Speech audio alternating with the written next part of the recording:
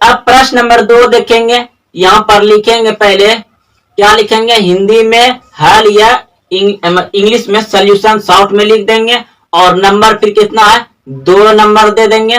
फिर दिया है, क्या दिया गया है, 2x² प्लस 7x और प्लस 3।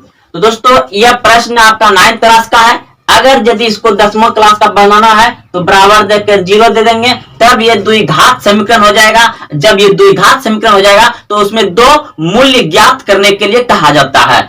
तो दोस्तों अभी तुरंत सीखें, इसमें लास्ट में बताएंगे कि 10वां क्लास में इसको कैसा पूछा जाता है, किस तरह से पूछा जाता है। जैसे कि ये बताएं उसी तरह से इसे भी बनाएंगे। तो सबसे पहले 9th क्लास के लिए जो है कि इसको बनाना है, इसमें कहा है कि गुणनखंड सिर्फ ज्ञात कीजिए, उसको आगे बढ़ने के बाद 10th क्लास हो जाता है। तो अब यहाँ पर क्या करेंगे, जैसे कि बताए थे कि इसको और इसको क्या करेंगे, गुणा करेंगे, यानी कि शुरू वाला और अंत वाले को गुणा करेंगे तो कितना हो जाएगा, 6 हो जाएगा, 6 हो जाएगा।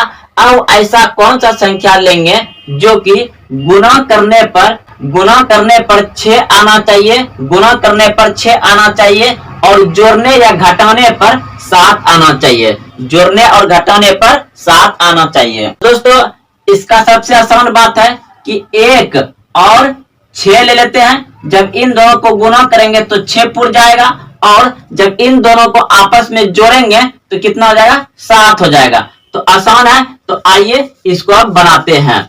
तो यहां पर लिखेंगे 2x² प्लस, यहां पर लिख लेंगे 6x और फिर प्लस 1x, एक इसके साथ छुपा रहता है और प्लस 3। अब क्या करेंगे, यहां पर कॉमन लेंगे।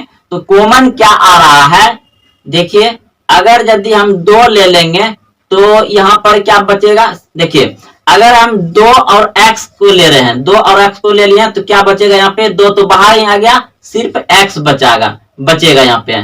फिर प्लस है, प्लस दे दिया। अब यहाँ पर 3 और x तो बाहर हो गया, इस तरह से बच जाएगा। अब देखिए गुना करके बाद चेक कर लीजिए, यहाँ पे 2 1 2 और x गुना x² हो गया, फिर प्लस है, प्लस दे दिया, फिर 3 दूना 6 और x इसके साथ गुना हो जाएगा, ठीक है। उसके बाद अब इन दोनों में से क्या लेंगे, तो प्लस 1 ले लेते हैं कॉमन। अब यहाँ पे क्या होगा, तब x प्लस 3, तो ये दोनों मिल गया। पहले इन दोनों को उतार लेते हैं, 2x प्लस 1 और फिर इन दोनों में से एक तो किसी को उतार लेंगे क्योंकि दोनों एक जैसा है और एक जैसा ही आता है हमेशा, तो x प्लस 3। तो दोस्तों ये आपका 9th क्लास का जो है कि आंसर आ गया, गुणनखंड आ गया 9th क्लास का। अब 10th क्लास में इसको कैसे पूछा जाता है, तो वहां आपको इसके बराबर जो है कि 0 लगा रहता है। जब 0 इसके साथ लगता है तो क्या हो जाता है, द्विघात समीकरण हो जाता है। और द्विघात समीकरण में मूल्य ज्ञात करने के लिए कहता है। मूल्य दोस्तों 3-4 तरह से ज्ञात किया जाता है, जिसमें से कि आपको मतलब ये गुणनखंड विधि के द्वारा हम लोग निकालना है, यानी कि गुणनखंड विधि से मूल्य ज्ञात कर रहे हैं, वहां निकालने का अलग अलग तरीका बताए गए हैं। तो दोस्तों जब आगे जाइएगा तब वहां पे समझ में तो जब आगे की क्लास यानी क्लास 10th में आप लोग आइएगा तब वहां पर अच्छे से सीखिएगा। लेकिन अभी ये बता दिए ताकि, क्योंकि इस तरह का क्लास 10th में भी गुणनखंड पूछा जाता है। तो अब देखिए क्या करेंगे यहाँ पर, तो क्लास 10th के लिए बना रहे हैं तो दोनों को बराबर है, तो हम लिखेंगे यहाँ पे 2x प्लस 1 बराबर 0, इसको अलग कर देंगे और इसको x प्लस 3 बराबर 0।